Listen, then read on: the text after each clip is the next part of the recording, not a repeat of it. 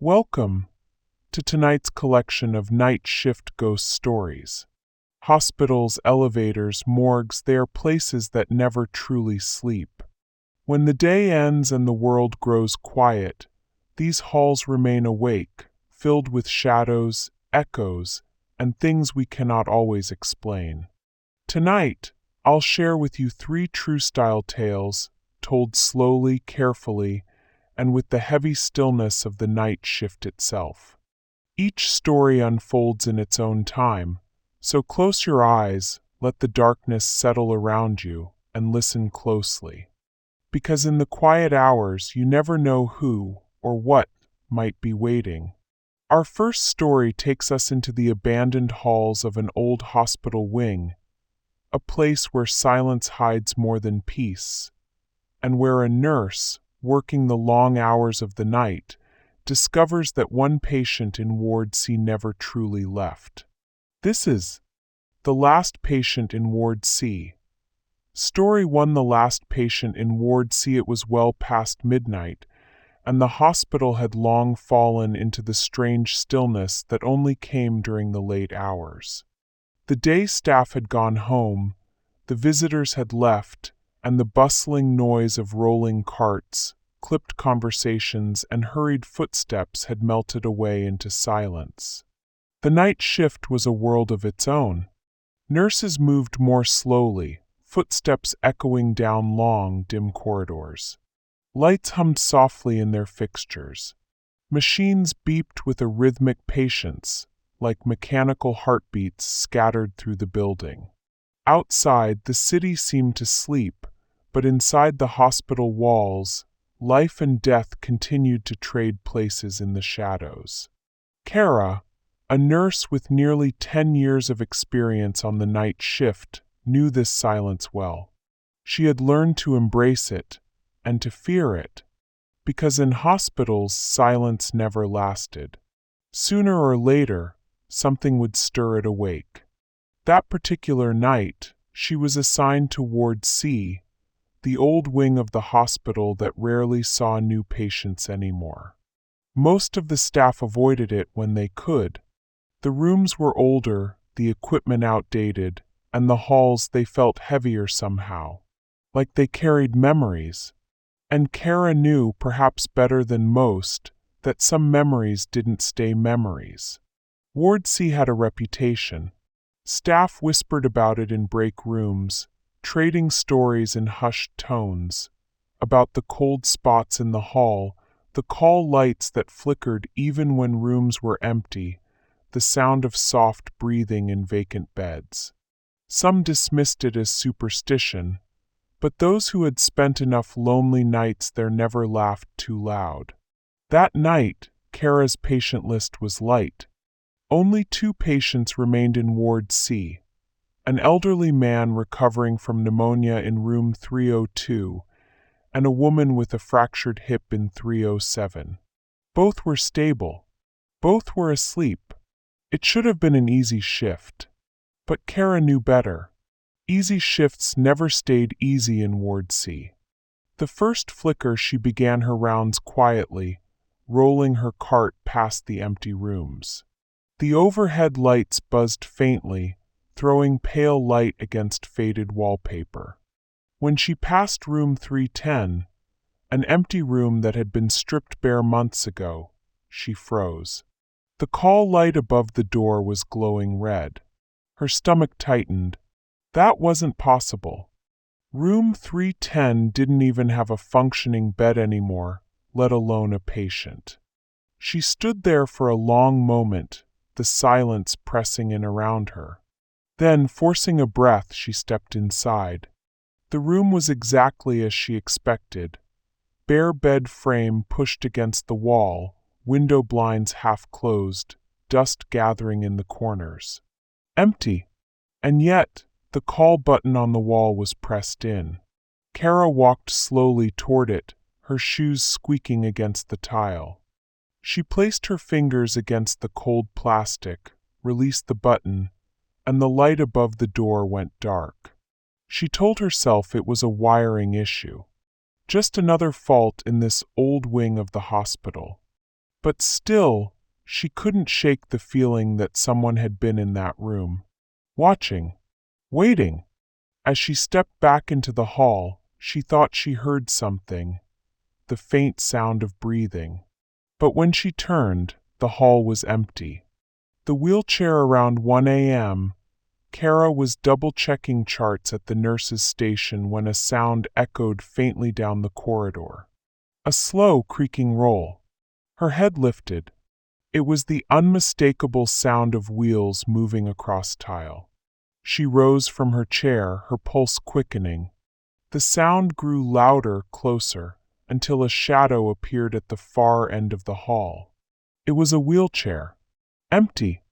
It moved slowly on its own, rolling forward as though pushed by invisible hands. The wheels turned evenly without a wobble as it glided down the hall toward her. Kara felt her throat tighten. Her rational mind scrambled for an explanation. Maybe the floor was uneven. Maybe someone had given it a push and gravity had done the rest. But she knew this hall well. The floor was flat, and no one else was around. The wheelchair stopped just a few feet from the nurse's station. And then it turned. Not quickly, not erratically. Just a slow, deliberate pivot until it faced room 310. The empty room. Kara swallowed hard, forcing herself not to move, not to speak. She stood frozen as the chair remained still, pointing toward the dark doorway. And then, as if satisfied, it rolled forward again, disappearing into room 310. The silence that followed was worse than the sound. The patient who wasn't there by 2:30 a.m., Kara was exhausted but restless. She kept glancing toward room 310, half expecting to see that wheelchair roll back out again. But the room stayed silent, the hall empty. She decided to distract herself by checking on her two real patients. Both were asleep, breathing steadily, machines beeping softly by their bedsides. Everything was normal. On her way back to the nurse's station, she heard it. A voice. Soft. Raspy. Coming from room 310. Kara's chest tightened. She forced herself forward, step by slow step, until she reached the doorway. The room was dim, lit only by the faint glow of the hall light. And there, lying in the stripped bed frame, was a man. He was pale, almost gray, his body thin beneath the hospital gown. His eyes were closed, and his lips moved as though murmuring words too faint to hear. His hands clutched the sheets tightly, knuckles sharp against paper-thin skin. Kara's heart pounded. She blinked hard, shook her head, and when she looked again, the bed was empty. No man, no voice, just shadows. She backed out of the room, her breath shallow and uneven. She didn't go back inside. The last call by 4 a.m., Kara was trembling with exhaustion. She had returned to the nurse's station, trying to steady her thoughts. She told herself she had imagined it. The voice, the man in the bed, all of it. Just tricks of fatigue. But the call light above room 310 glowed red again. Her body went cold. This time she didn't go inside. Instead, she stood at the doorway and whispered into the empty room. Who's there? For a long moment, silence. Then, a whisper. Help me. The words were so faint she almost doubted she'd heard them. But they chilled her all the same. Her instincts screamed at her to run, to leave Ward C and never come back. But her training held her still. If someone needed help, she couldn't ignore it. She stepped inside. The air was colder than the hall, the kind of cold that sank deep into bone. She moved to the bed, heart pounding, and reached for the sheets. There was nothing there, but the call button on the wall clicked down on its own. Slowly, deliberately, Kara stumbled back, her hand clamped over her mouth to hold in a scream. And then she saw it. The wheelchair. It sat in the corner of the room, though she knew it hadn't been there before. And in its seat, just for a moment, she swore she saw the outline of a man's figure, shoulders slumped, head bowed. And then the figure was gone. Dawn, when the sun finally rose and the day staff began to arrive, Kara was pale and shaken. She didn't speak of what she'd seen, not to her supervisor, not to her co-workers. But as she left the ward and walked toward the exit, she passed a wall of old photographs, black and white portraits of the hospital's earliest doctors and patients. And there, in one faded picture from decades ago, was the man. The same hollow eyes, the same thin body, the same face she had seen lying in the bed in room 310. Beneath the photo, a small plaque read, Mr. Daniel Harris, patient Ward C, died 1953. Kara never took another shift in Ward C again. Our next story leaves the hospital ward behind and steps into another part of the night shift world, one that seems harmless at first, just an elevator. But sometimes, when the clock passes midnight and the cables groan in the dark, the elevator doesn't take you where you're meant to go. This is The Elevator That Never Stopped at 5. Story 2. The elevator that never stopped at 5 hospitals at night have a rhythm. Machines hum. Alarms beep now and then. Nurses walk their rounds in soft-soled shoes. And in the middle of it all, there is the elevator. The one constant sound breaking the stillness, doors opening and closing with a patient sigh, cables groaning faintly as they pull the car up and down through the silent tower of concrete and steel. For most staff, the elevator was nothing more than part of the job. A necessity. But for Marcus, the night security guard, it had become something else. He worked at a mid-sized hospital on the outskirts of the city, a place with enough history to feel heavy, but not large enough to drown in the endless traffic of bodies that big city hospitals endured. He'd been there almost 5 years, and in that time, he had learned every creak of the building, every flicker of the lights, every soft draft through old vents. And he had learned one rule, passed down quietly from guard to guard, shift to shift. Never take the elevator to the 5th floor after midnight. The first time he'd heard it, Marcus had laughed. A hospital superstition, he thought. Every place had them. But the others weren't laughing. Their faces were serious, their voices low. And when he asked why, the answers were always the same. It doesn't stop where it should. You'll see someone you shouldn't. Don't ask. Just don't try it. For years, Marcus obeyed. Not because he believed, not really, but because rules like that had a way of settling into your bones. But one night, curiosity got the better of him. Midnight patrol. It was a Wednesday, and the hospital was unusually quiet. No fights in the ER, no unruly visitors, no police activity. Just a long stretch of empty hallways and humming machines. Marcus was making his rounds, flashlight in hand, walking the length of the 1st floor. He liked to take the elevator at least once during patrol, just to check the cameras in the car, make sure no one was hiding or messing around. At 12:17 a.m., he stepped inside the elevator. The panel lit up softly when he pressed the button for the 3rd floor. The doors slid shut with their usual sigh, and the car began its climb. But as it moved, Marcus stared at the button for the 5th floor. It glowed faintly, though he hadn't touched it. He frowned, leaning closer. The button wasn't lit like the others, not bright and clear, but dull, as though a faint handprint rested against the glass. He told himself it was nothing, a wiring issue maybe. But when the car stopped, it didn't open on the 3rd floor. It opened on the 5th.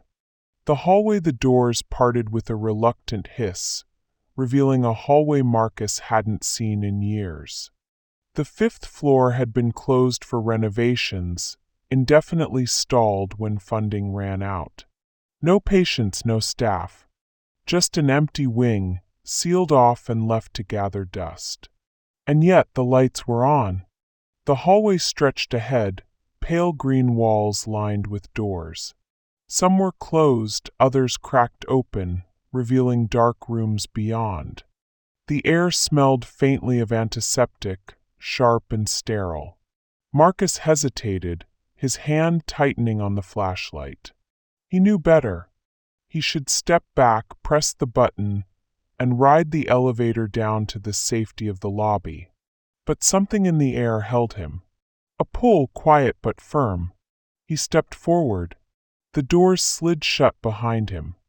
The sound of wheels, the 5th floor, was silent except for his footsteps, muffled against old linoleum.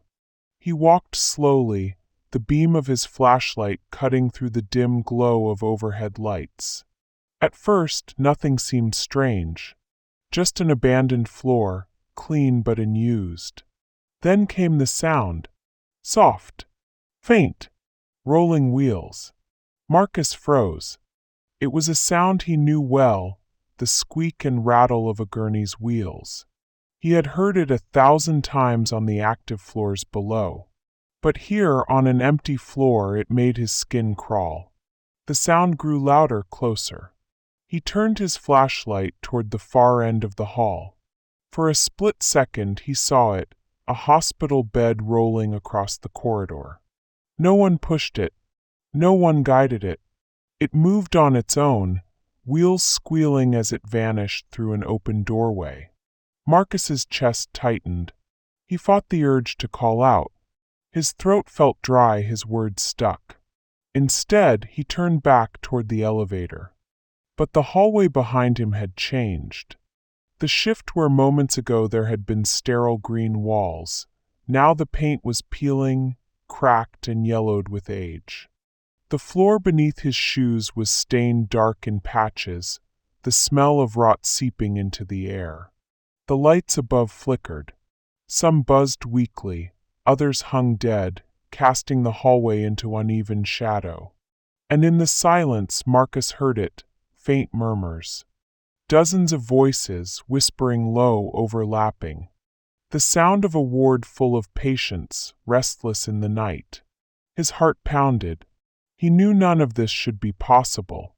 The 5th floor was closed. There were no patients here. No staff. No one. He raised his flashlight, sweeping it across the hall. Shadows clung to the corners, too thick, too heavy. And in one of the doorways, for just a moment, he saw a figure. Thin. Pale. Wearing a hospital gown. It stood still, head tilted at an unnatural angle, eyes dark and hollow. When he blinked, it was gone. The call button. Marcus stumbled back toward the elevator doors, desperate to leave. He jabbed at the panel, hitting the lobby button again and again. But the car didn't move. Instead, one button glowed red. The call button inside room 512. He stared down the hall, his chest tight. The door to 512 was closed, but beneath it, a thin line of light glowed faintly against the filthy floor. And then, slowly, the call light above the door began to blink. On. Off. On. Off. Each pulse seemed to echo in his chest, a rhythm matching his heartbeat. Help me. The voice was faint, but he heard it, clear as day. A whisper, barely more than a breath, carried down the corridor. Help me. Marcus shook his head, backing away. He couldn't go in there. He wouldn't. But the whisper came again, more insistent this time. Please. Help me. Room 512. Against every instinct, Marcus stepped forward. His feet felt heavy, his body cold. Each step seemed to drag him deeper, until he stood before the door. He reached for the handle. It was cold to the touch, colder than ice. With a slow creak, the door opened. The room inside was dark except for the pale glow of a monitor screen. An old hospital bed sat in the center, sheets wrinkled and gray. And lying in the bed was a man. He was skeletal, his face gaunt, skin stretched thin over sharp bones. His eyes were open, staring directly at Marcus. "Help me," the man whispered, his voice rattling like dry leaves. Marcus froze, unable to move. The man lifted one trembling hand, pointing weakly toward the far wall. Marcus turned his flashlight. There, scrawled in jagged letters across the peeling paint, were the words, "We never left." When he turned back, the bed was empty. The elevator returns. Marcus stumbled out of the room, his breath sharp and uneven. He ran toward the elevator, heart pounding like a drum. This time the doors were open. Waiting. He stepped inside, slamming the button for the lobby. The car shuddered, groaned, then began its descent. As it moved, he caught a reflection in the mirrored wall. Not his own. Behind him, filling the elevator, were dozens of figures. Thin, pale, hollow-eyed. Patients in gowns, their faces blank, their bodies still. He squeezed his eyes shut, refusing to turn around. The elevator reached the lobby with a heavy lurch. The doors opened. When he looked again, he was alone. Aftermath. Marcus never spoke of that night to his supervisors. He didn't write it in his log. But the next time a new guard joined the staff, he repeated the same warning he had once heard. Never take the elevator to the 5th floor after midnight. Because sometimes the elevator didn't stop where it should. And sometimes it carried passengers who were never supposed to leave. And finally we descend deeper. Beneath the hospital, where silence has its strongest hold, and where one morgue attendant learns that the dead do not always rest quietly in their drawers. This is The Morgue Attendant's Visitor. Story 3: The Morgue Attendant's Visitor. Most people never thought about the hospital basement. Visitors saw the lobby, the bright corridors, the patient rooms, the waiting areas. Even night shift nurses rarely went farther down than the supply rooms. But Marcus, not the same Marcus from the elevator story, but another man years earlier, knew the basement well. Because he worked the morgue. It was a lonely job, especially at night. Few volunteered for it, but Marcus had taken it without complaint. He told himself it was just another paycheck, just another responsibility. And he had grown used to the stillness. Down there, beneath layers of concrete, the hospital's restless energy was muffled. No footsteps echoing down halls, no machines beeping, no hushed conversations. Just silence, broken only by the low hum of refrigeration units. But silence, Marcus had learned, could be deceptive. Sometimes silence wasn't empty. Sometimes silence listened. The first knock, it was a Tuesday night. Around 2 a.m. Marcus had been cataloging paperwork, the kind of tedious routine that made hours stretch endlessly. He leaned back in his chair, rubbed his eyes, and listened to the steady drone of the cooling units. Then came the knock. Soft. 3 taps. Against one of the stainless steel drawers. Marcus froze. He knew the sound well, the unmistakable hollow knock of knuckles against metal. But of course no one could be knocking. He rose slowly, scanning the room. The morgue was lit with sterile fluorescent lights, the walls lined with drawers that held the bodies brought in during the night. All were shut. All were silent. Marcus swallowed hard. He told himself it had been his imagination. Maybe a pipe in the wall, maybe a shift in temperature. Then it came again. 3 knocks. Louder this time. And this time, he could tell exactly which drawer it came from. Number 14. Drawer 14 Marcus stood staring at the drawer, his breath shallow. He checked his clipboard. Drawer 14 held a John Doe, brought in earlier that evening. A man in his 30s, found lifeless on the edge of the river. Cause of death unknown. The man had been still, pale, unquestionably dead. And now, something inside the drawer knocked again. Marcus felt his skin crawl. His training told him to check, to confirm. His instincts screamed at him to leave. But slowly, reluctantly, he unlatched the handle and pulled. The drawer slid out with a metallic groan. The body lay exactly as it had when Marcus placed it hours earlier. Pale skin, dark hair, closed eyes. Still. Marcus leaned closer, his pulse hammering. He reached to check the body's hand, to see if it had shifted. But the fingers were rigid, cold, lifeless. And then as Marcus leaned in, the eyes opened. For a split second they locked onto his, dark, hollow, and filled with something he couldn't name. Marcus stumbled back, slamming into his desk.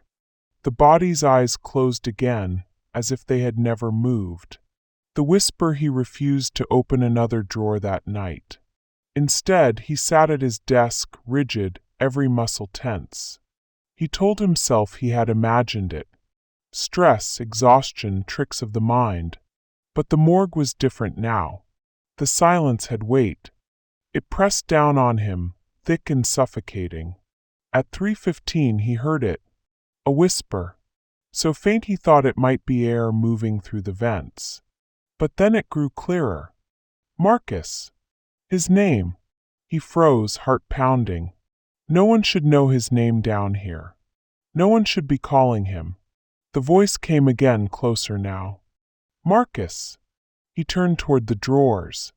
One of them was ajar. Just slightly. Drawer 14. The shadows, the lights above flickered, buzzing faintly. Shadows thickened in the corners of the room. Marcus grabbed his flashlight, sweeping it across the tiles, the drawers, the walls. For a moment, everything looked normal. And then he saw it. A figure. Standing just beyond the edge of the light. It was tall, thin, draped in shadows that clung like a shroud. Its face was pale, blurred, but its eyes burned dark, fixed directly on him. Marcus froze, unable to breathe. The figure didn't move, didn't speak. It only stood there, watching. He blinked, and it was gone. The door that wouldn't open panicked now. Marcus rushed to the morgue door. He yanked the handle. It didn't budge. Locked. It shouldn't have been locked. He had unlocked it himself when his shift began. He pulled harder, his breath quickening. The handle rattled uselessly. Behind him he heard the sound. Drawers sliding open. One by one. Metal groaning, latches clanging. He turned. Every drawer in the morgue was opening. Slowly, steadily. The air grew cold, his breath clouding. And from the darkness of each drawer, pale hands reached out. Dozens of them. Fingers long and rigid, stretching toward him. The visitor Marcus stumbled back against his desk, flashlight shaking in his grip. And then drawer 14 slid fully open. The John Doe sat up. His movements were stiff, unnatural, but his head turned toward Marcus. His lips parted, and in that same whispering voice he spoke. You shouldn't be here. Marcus's legs gave out. He collapsed to the floor, the flashlight clattering away. The pale figure stepped down from the drawer, its bare feet silent against the tile. It moved toward him, slow, deliberate. Marcus closed his eyes. He expected cold hands, expected the grip of death. But instead he felt nothing. Silence. When he opened his eyes, the morgue was as it had been. All the drawers closed. No one there. Dawn, when the day staff arrived at 7 a.m., they found Marcus pale and shaking at his desk, staring blankly at the wall. He quit the job that same week. And though he never spoke of it directly, others who worked the night shift in the morgue said Marcus left behind a warning, scrawled on a slip of paper taped to the wall. If they knock, don't answer. You've just listened to 3 night shift ghost stories, tales from the quiet hours when the world above is asleep, but something else stirs in the shadows below. Whether in a ward, in an elevator, or deep in the morgue, the lesson remains the same. The night shift carries secrets, and not all of them belong to the living. If you enjoyed these stories, stay with me again next time for more quiet, haunting tales to keep you company in the dark. Until then, rest well. And remember, not every sound in the night has a name. Good night.